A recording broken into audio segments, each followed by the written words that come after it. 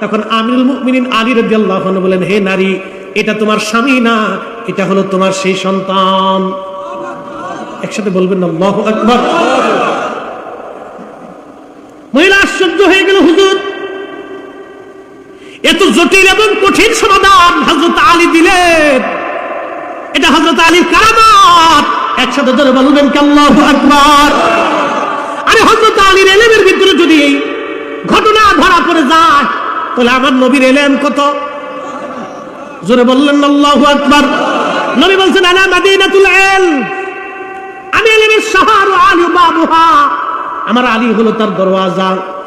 সুবহানাল্লাহ, কি বাড়ি যায়া। এখন প্রশ্ন রাখবেন, এই মহিলার সাথে এই ছেলের বিয়ে কেমনে হলো? ছেলে তার বাচ্চা, মহিলা তো বয়স্ক।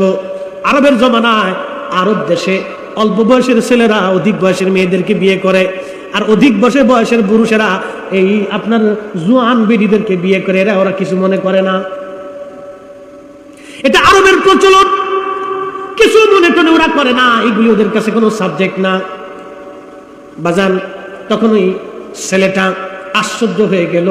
মহিলা বলল, হ্যাঁ আমিরুল মুমিনিন, এটা আমার জেনার ফসল। তখন আমিরুল মুমিনিন হযরত আলী বললেন, ও নারী, এটা তোমার স্বামী না, এটা তোমার সন্তান। ও পুরুষ, এটা তোমার স্ত্রী না, এটা তোমার মা। এই জন্য আল্লাহ তোমাদেরকে কঠিন গুনাহ থেকে বাঁচাই দিয়েছে। তোমার অন্তরে তার প্রতি ঘৃণা জন্ম দিয়েছে, যাতে তুমি তার গায়ে স্পর্শ না করো, স্ত্রীর নজরে যাতে তোমার কখনো আকর্ষণ না আসে। আল্লাহ তোমার অন্তরে বিকর্ষণ সৃষ্টি করে দিয়েছে, কারণ এই মহিলা তোমার মা। যদিও জেনার মাধ্যমে হয়েছ, তারপরেও তো সে তোমার মা। আল্লাহ তোমাদেরকে কঠিন গুনাহ থেকে বাঁচাই দিয়েছে। একবার জোরে বলবেন কি মারহাবা।